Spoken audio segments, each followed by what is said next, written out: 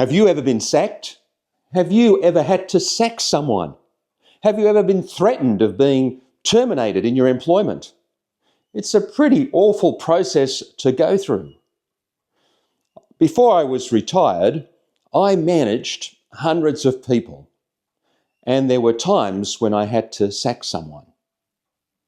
Now, in Australia, that's a pretty serious thing, and so we have in Australia unfair dismissal laws. The employer has got to show that if he terminates someone, he's done it in a fair way. So I had a process that I would follow. If someone did something wrong, something that was considered to be a sackable offence, I would bring them into my office and I would treat them as if they had been, ignorant of the rules. I would tell them what they had done wrong. I would tell them what they should have done. I would tell them how serious it was that it was a sackable offence, and I would tell them that this was their first warning, and I would document it so that there was no misunderstanding. If they did it again, I would treat it as if it was a mistake. I would bring them into my office. I would explain to them what they had done wrong. I'd explain to them what they should have done right. I would warn them how serious it was that it was a sackable offence. I would tell them that this was their second warning, and I again would document it so there was no misunderstanding. If they did it a third time, I would again bring them into my office. I would say to them what they had done wrong. I would treat this time as if, they were just willfully disobeying. I would tell them what they should have done right. I would tell them again how serious it was, that it was a serious sackable offence, and I would tell them that this was their third and final warning. If they did it again, they'd be out the door. And I would document it so there was no misunderstanding. In my career, I think I only ended up having to terminate 5 people. Some people took me on. They took me to court. But their unions and the court would sort of say, we've looked at the evidence and you were treated pretty fairly. We often do the same thing in our own personal lives, don't we? We work on the 3 times and you're out concept. If someone forgives someone up to 3 times, we think they're pretty forgiving. So imagine when Peter comes to Jesus in the Bible and says to Jesus, I've decided that I'm going to forgive my brothers and sisters. When they wrong me, I'm going to forgive them up to 7 times. When we read that, we think, wow, Peter is being very forgiving. Jesus is probably going to say, well done. But Jesus doesn't. He says, no, he says not 7 times, but 70 times 7 times. Do the maths. That's 490 times. That's off the page for being forgiving. What was Jesus thinking about saying those numbers? Some people think he was referring to a story in the Bible. See, Adam and Eve had 2 sons, Cain and Abel. Cain got upset with Abel and so ended up murdering him. God pronounced a punishment on Cain. He, in effect, was going to be exiled and unable to work the land anymore. Cain said, that punishment is too great, God. People will see me, and because I'll have no power, they'll just kill me on sight. And so God says, I'm going to put a mark on you, Cain, and that mark's going to tell people that if anyone touches you to hurt you, then I'll revenge you up to 7 times. Generations passed, and there was a great-great-great-grandson of Cain called Lamech. Lamech, like his great-great-great-grandfather, got offended by a young man and so killed him. And he boasted to his wives, he had 2 wives, he boasted to them, if Cain's going to be revenged 7 times, I'm going to be revenged 70 times.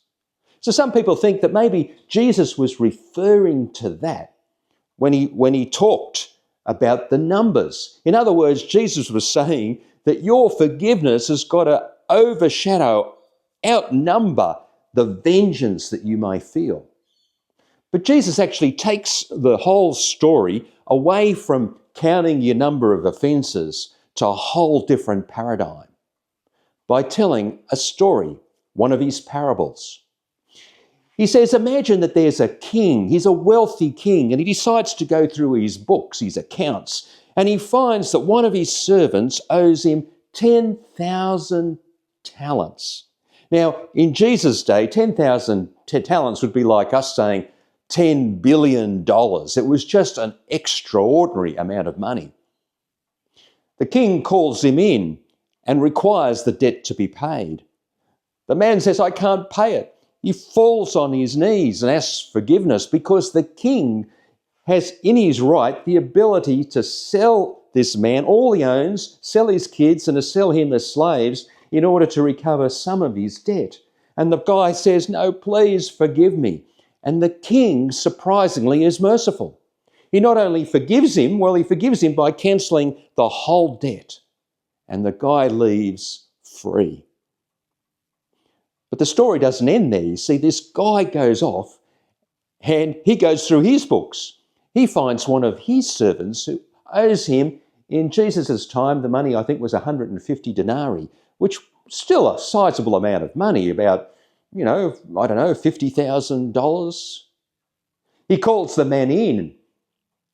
And the man, like he did, falls down and asks forgiveness. Please forgive me, I'll try and repay, he says. But he'll have none of it. And he throws him and his family into the debtor's prison. The other servants of the king see this and they think, this is unfair. And they report it to the king, who calls the original servant in and says, what do you think you're doing? Remember what I did for you? I expect you to do that for other people. So now I'm going to treat you the same. And he throws him into the debtor's prison as well. Jesus told this story because he wanted to change the paradigm from a situation where we counted people's offences, we sort of kept a list. He wanted us to throw that list away, but rather to treat people how we want them to treat us. Also, I suppose he wanted us to realise our relationship with God. He told his disciples to pray a prayer like this: forgive us our trespasses as we forgive those who trespass against us. In other words, God tells us that he's prepared to cancel our whole debt. But a requirement of that is that we pass on that forgiveness to other people. So what do we learn from this parable? We learn, first of all, that Christians should be people of forgiveness. We should be people who are prepared to forgive those who do the wrong thing to us. As well as that, I suppose it tells us that Jesus is prepared to forgive your debt, to actually cancel it. So I want to end with sort of two questions, I suppose. One is, have you experienced Jesus' forgiveness? Because he promises to cancel your whole debt, just like that great king. No matter how big it is, he's prepared to cancel it and forgive it. The second thing is, though, are you prepared to forgive others? Because Jesus requires you to forgive those who trespass, who do wrong things, who offend you. Your ability to forgive has got to be able to overcome your desire for vengeance. Your desire to forgive has got to be a reflection of the forgiveness that you have received from Jesus himself. If you've liked this video, join me as I look at more of the parables of Jesus. Like and subscribe, and God bless.